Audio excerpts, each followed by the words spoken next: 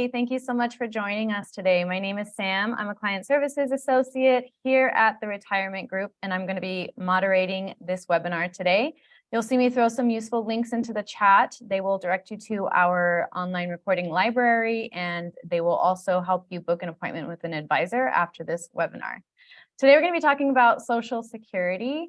Admittedly, I know very little about Social Security. Luckily, I'll be bringing Michael Corgiat on in just a few moments to break it down and give you everything you need to know about the Social Security Administration and everything you can expect in 2023.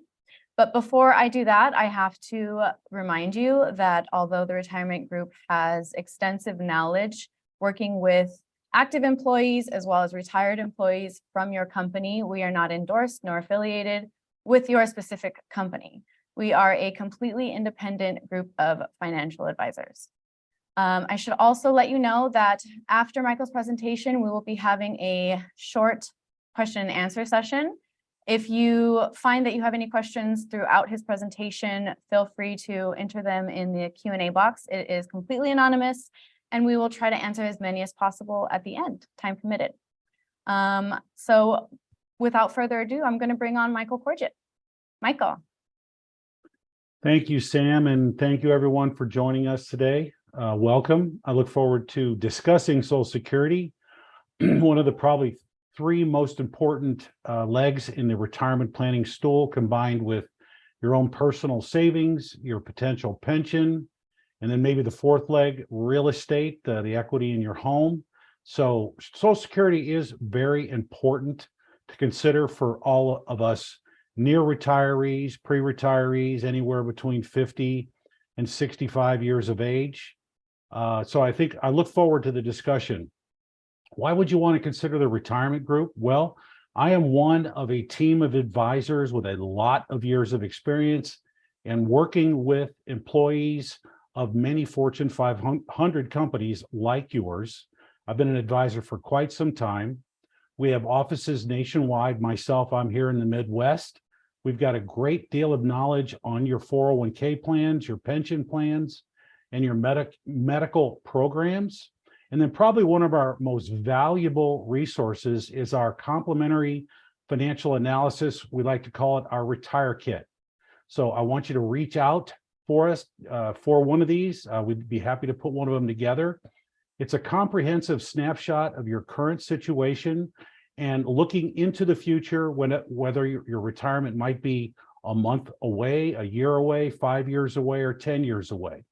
So we will give you our phone number and our email address at the tail end of the webinar so you can reach out and request a complimentary financial analysis.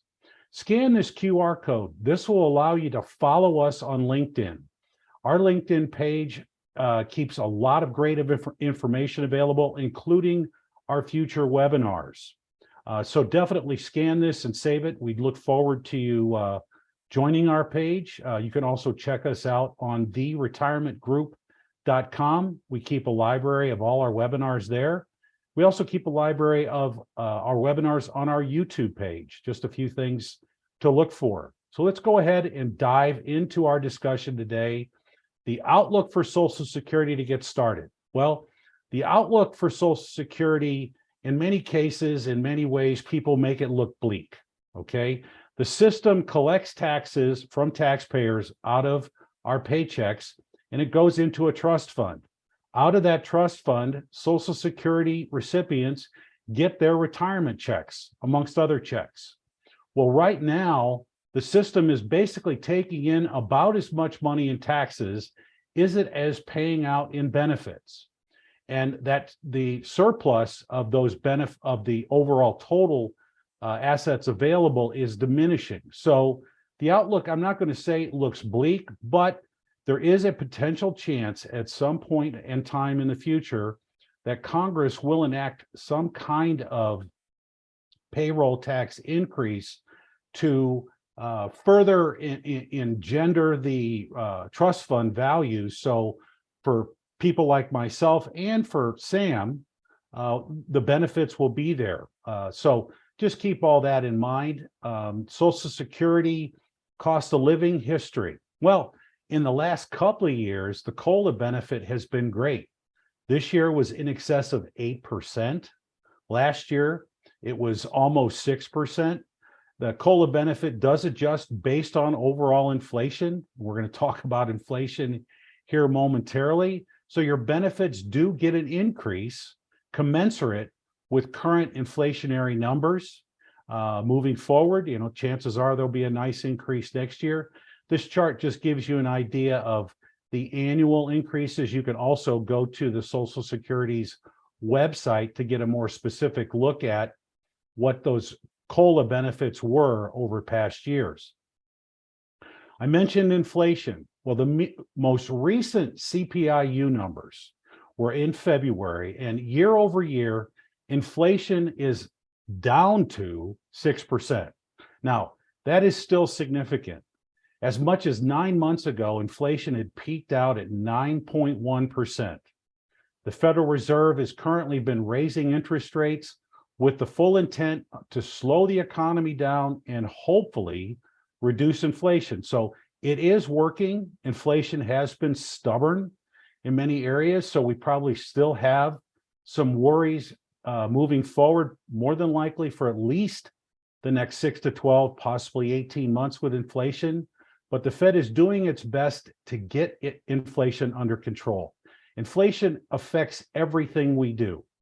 The price of groceries, the price of homes, the price of automobiles, everything that we purchase, and then many of the services that we go out and look for as well. But keep in mind, it is getting a little bit better, although 6% still is not that great. It will improve if the Federal Reserve is effective with their interest rate increases. So inflation does impact, as I mentioned, a lot of things. It also impacts interest rates, and I've talked about the Federal Reserve. Many of you work for companies that provide lump sums as an option for your pension benefits, not just a monthly pension benefit or an annuity. Many of you can take a lump sum benefit. Just as an example, interest rates in many cases are used to calculate those lump sum benefits. And those interest rates have gone up significantly from 2021 to 2022 and now going into 23.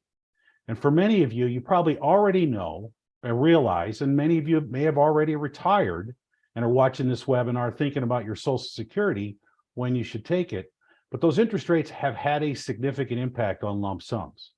For every 1 percentage point increase on those overall interest rates, you could see a potential drop in your lump sum pension of between 8 and 12%. In many cases, we saw pension drops of up to 30% last year with some of the companies we work with. Again, something to keep in mind, interest rates will settle back down. I promise you that. I don't know when, but when they do, pension lump sum values will go up again. So something to look forward there. A little bit more about today's agenda. We're going to talk about inflation. Talk about Social Security. Number one reason people start taking their Social Security early. I took it because I was eligible. Well, another big reason is I needed it. And we're going to talk about that here. So questions you need to ask yourself. Should I start my Social Security early if I've retired? What are my benefits going to be if I take it early or if I elect to wait till my normal retirement age? And what are my benefits going to be? Contacting the Social Security Administration, going to their website. I'll talk about that here in a minute. But when should I start receiving my benefits? Okay. You can start to take your benefits as early as the age of 62. Essentially, normal retirement age for most of us, myself included, is going to be between the ages of 66 and 67. And in most cases, it's 67 now. So full retirement age for most individuals right now is 67, but for some of you, it's 66 in a few months. Then you can go all the way to age 70 for what we call max Social Security benefits. All right. So there is a reduction for starting your Social Security early. Essentially, if you choose to take it early at age 62, you're going to get a benefit that's about a 30% reduction from normal retirement age at 67. And then if you choose to defer it all the way to age 70, you can get upwards of a 30% increase in your monthly benefit beyond your full retirement age. Why is this important? When should I start taking my Social Security? Well, it's important. The age you decide to claim your benefits can significantly affect your overall retirement income. And I'll have an example here momentarily of some individuals' monthly benefits. Also, if you're married, timing can also affect your spouse's, technically your spouse's current Social Security as well as their survivor income. Okay? Your spouse will be eligible minimally for 50% of your Social Security benefit, or the greater of if he or she has their own Social Security benefit. Simple example, if your benefit's $2,500 a month, your spouse might have his or her own working career. Their benefit might be $850 a month. Well, they're entitled to 50% of your benefit. 50% of $2,500 is $1,250 a month. Now, if you chose to wait to start your Social Security and just say from early retirement to normal retirement, and your benefit went from $2,500 to $3,500 a month, your spouse is entitled to 50% of a larger number. But also, when you pass, that larger benefit becomes your spouse's benefit. So it's definitely something to keep in mind. Social Security is one piece of the puzzle when it comes to retirement planning. In many cases, it's a big piece. I know it's definitely an important piece of every retirement plan. And there's no one-size-fits-all answer.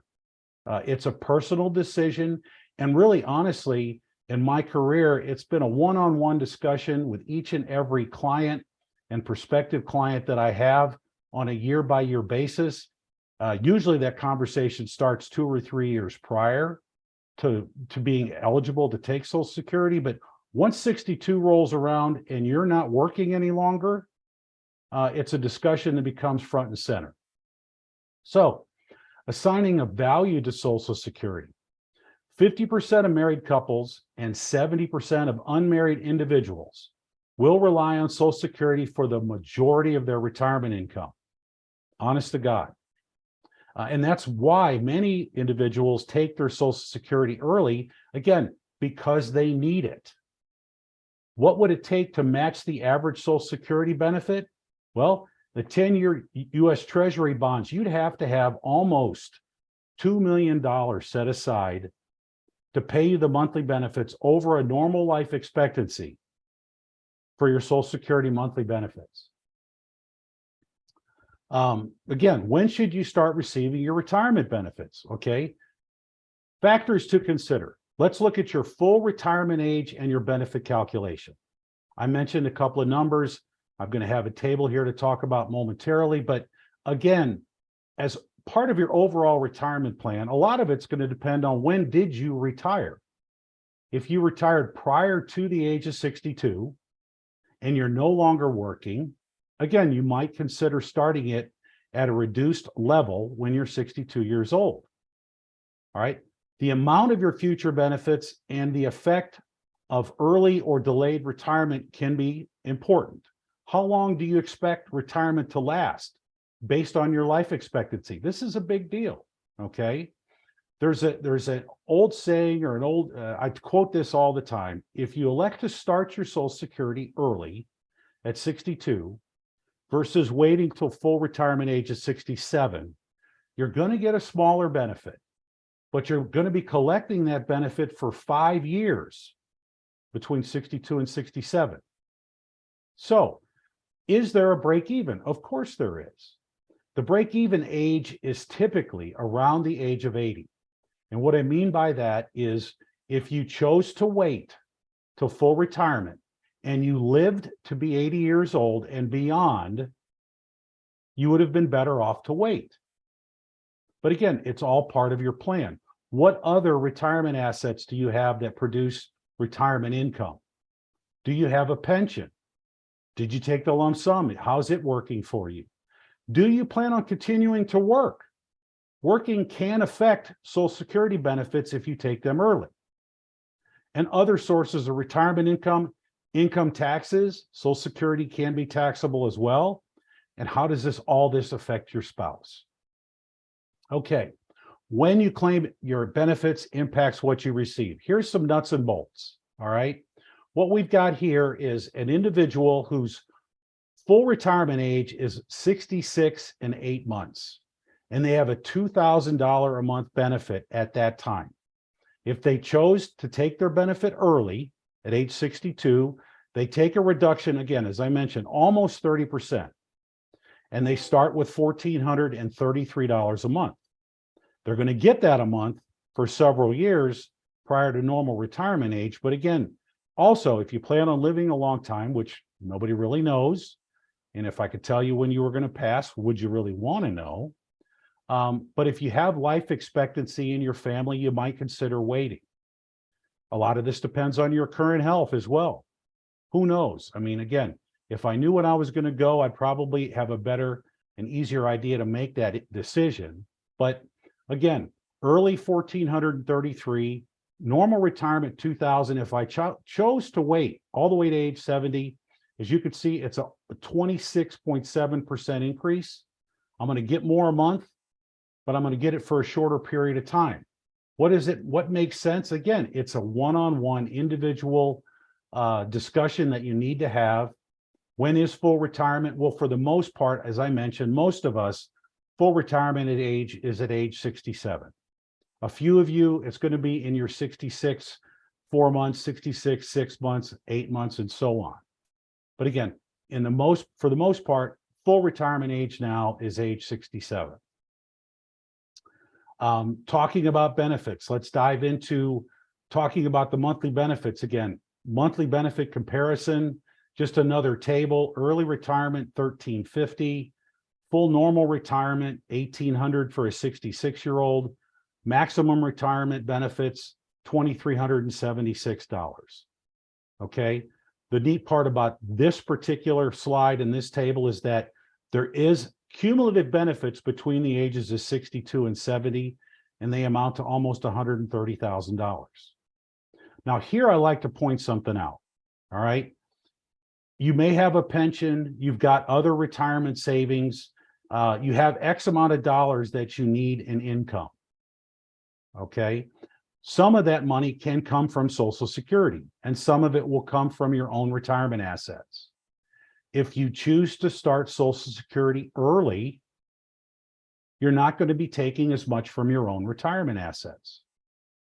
So you have more for yourself and more to leave your spouse and or your children later on in life. But again, also, if you don't have a lot of savings or don't have a big pension, you might have to take it early.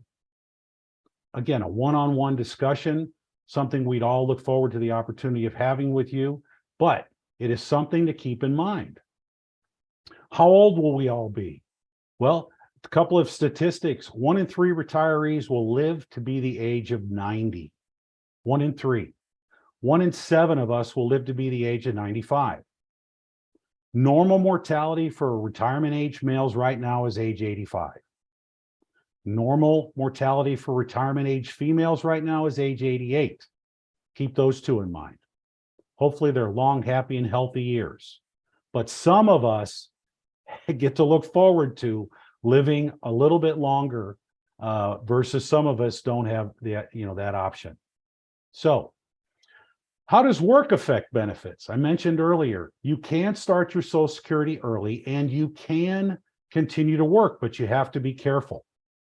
Because if you work and earn a W-2 wage that exceeds a certain level, you're going to begin to lose a portion of or potentially all of your retirement benefits.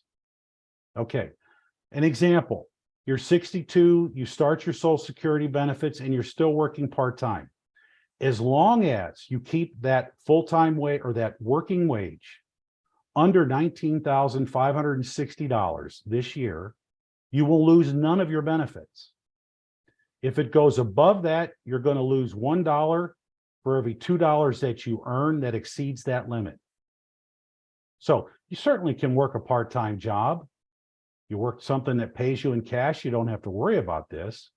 But again, A lot of my clients who have retired and started their Social Security early will, they can continue to work. They aren't going to lose it, but it keeps them busy.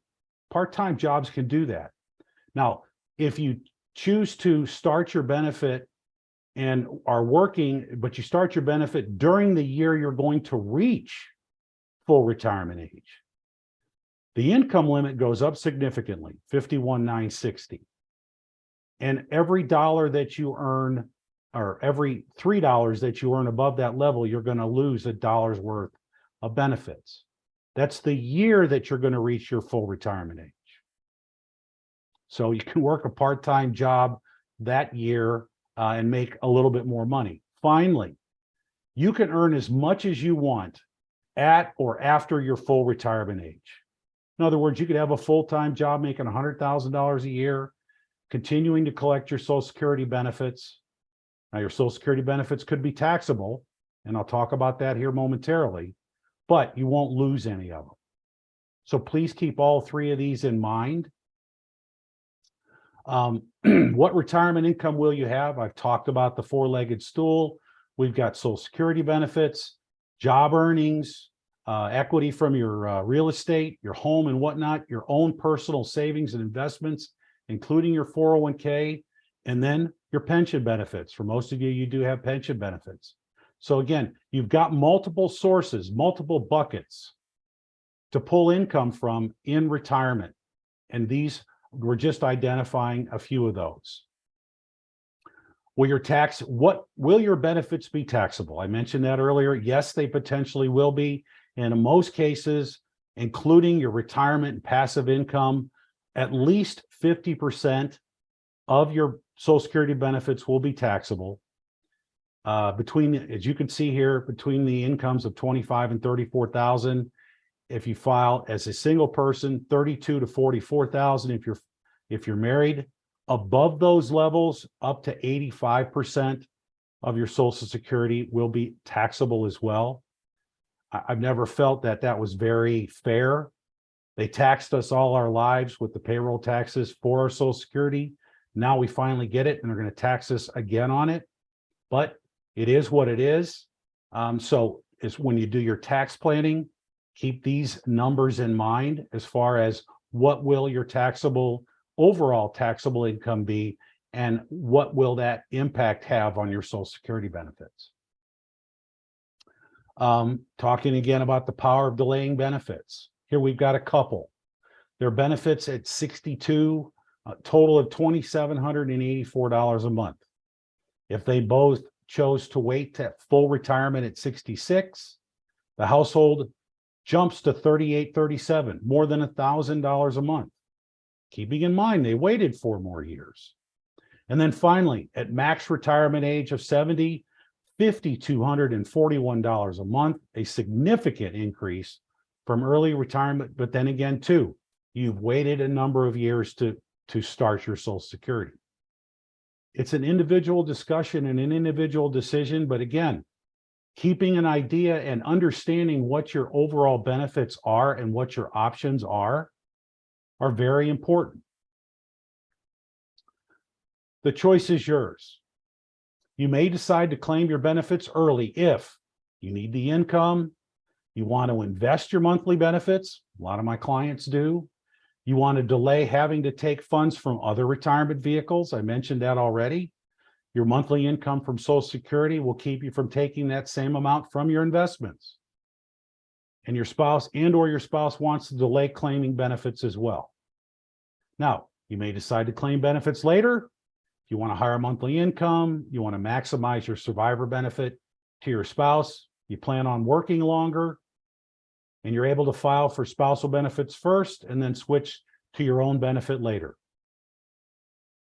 Early, later, again, an individual choice, an individual decision and discussion.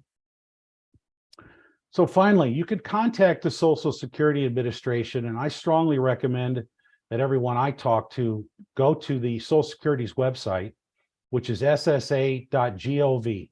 It's a great website for information on Social Security. There you can register for what's known as My Account. And when you do that, you'll find out what your total contribution history is for Social Security from your paper route days all the way through to current. Plus, you can get an idea of what your benefits are at 62, full retirement age, and at age 70. So again, if you're 50 or 55, you could still get an idea what your benefits are going to look like 10, 15, 20 years from now. You could apply for your benefits on the phone, you can go online, or you could go to one of the offices. I've done all three with clients. So, talking about planning, I mentioned that early, 74% of Americans over the age of 50 don't have a written retirement plan. Please take advantage of that opportunity with us here at the Retirement Group. We'd be happy to put together a cash flow analysis. You could schedule a meeting to speak with one of us by scanning this QR code on the left. And again, scan the QR code on the right to join our LinkedIn page. I mentioned you could call our office at 1-800-900-5867 and or send us an email at info@theretirementgroup.com. I've said an awful lot today about Social Security. I may have rushed through a little bit of it. I do know a lot about it. I talk to my clients and prospective clients quite often about Social Security. Even the older I get, I look at my own personal benefits and my own personal options. It's important. It is an important leg in that retirement planning stool. So I hope you enjoyed this presentation, today's webinar, and it was helpful. Definitely reach out to us. We look forward to talking to you if you've got questions. And now I'm going to go ahead and hand the presentation back off to Sam to see what kind of questions we've got. Sam? Thank you, Michael. Yeah, we had a couple questions coming in. So our first question, if I work for my company for 30 years and plan on retiring in the year 2022, 2025, or 2028, do I receive any additional Social Security benefit in working 3 more years? That's a good question. Now we're already in 2023, so let's just assume that's what they meant to type there. Retire at the end of this year, maybe. Essentially, your Social Security benefits are going to be based on your best 35 years of earnings. They index your earnings over your best or your highest 35 years. Usually, our last years of employment are our best years of employment. So to answer the question, there's a good chance that your overall indexed averaged earnings will be higher if you continue to work. Again, it's your best 35 years, and more than likely, you'll make more next year, the following year, and even in the year 2028. So the simple answer is yes. So I hope that helps that individual. Thank you. Second question, what would my wife receive from Social Security if I die and she is age 55? It's a good question. It happens all the time. I'm going to answer this kind of two ways. If you no longer have any dependent children at home, yes, you're eligible for survivor benefits. Generally, a surviving spouse can start receiving survivor benefits as early as the age of 60 or age 50 if they are disabled. Now, they can wait to get their benefits towards their full retirement age and get a larger benefit rather than having it reduced. They can get up to 100% of that benefit. Okay. Now, if they have dependent children at home, you can and would start your Social Security. You could get your spouse's survivor benefits much earlier. And I know it because I've seen it happen before. Thank you. Right. Thank you, Michael. Third question. Can I collect Social Security benefits if I live outside the United States and still work at my company? And if I was born in 1961, and would it be taxed? Very specific question. Yeah, pretty specific. Very specific question. I know U.S. citizens living abroad can generally receive their Social Security benefits. Now, however, if you're still working, your benefits may be subject to reductions if claimed before your full retirement age. That's one thing to keep in mind. Additionally, some countries have tax treaties with the United States that may affect the taxation of your benefits. All right.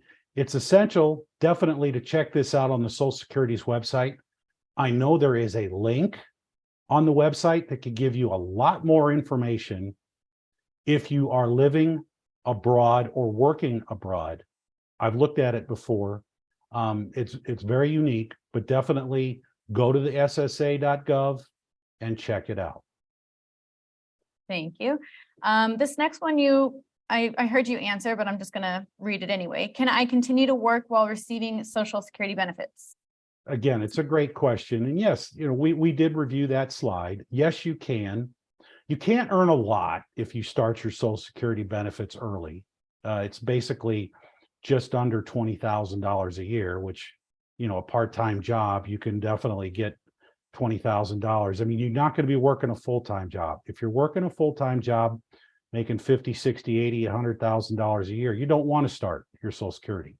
Continue to defer it. So if you've got a cash paying job, really doesn't matter. Uncle Sam doesn't need to know any better. And again, once you reach full retirement age, you can start your Social Security and not worry about losing anything. All righty. 2 more questions. How are Social Security benefits affected by divorce? Great question. Happens often. Worked with a number of clients who have been divorced. Essentially, if you were married to your spouse for at least 10 years, you are eligible for benefits based on your ex-spouse's work record. Okay. Mm-hmm. To qualify, you got to be at least 62 years of age, unmarried. That's the key, unmarried, and own your own Social Security benefits must be lower than the benefits that you would receive based on your ex-spouse's record. I could tell you stories about some of these, but you definitely are eligible for your ex-spouse's benefits under these circumstances. And comparing them to your potential benefits, it might make sense to collect them under your ex-spouse. All right. So much knowledge. Last question. How much of my income do I contribute to Social Security, and how much does my employer contribute to Social Security? That's a great question. We all, those of you who work at any corporation and collect the W-2 wage, contribute 6.2% of every dollar you make to Social Security. You also pay a small percentage to Medicare over and above that. AT&T pays the same amount on your behalf, another 6.2%. Any company, I just mentioned AT&T, but any of your employers do contribute an additional 6.2%. And if you're self-employed, guess what? You pay both sides of that. All righty. Well, that was all of our questions for today, Michael. Thank you so much for answering all of those for us. Thank you. Thank you, everyone, for joining us today. We really appreciate it. Have a great day and stay safe. Thank you, everybody. Bye.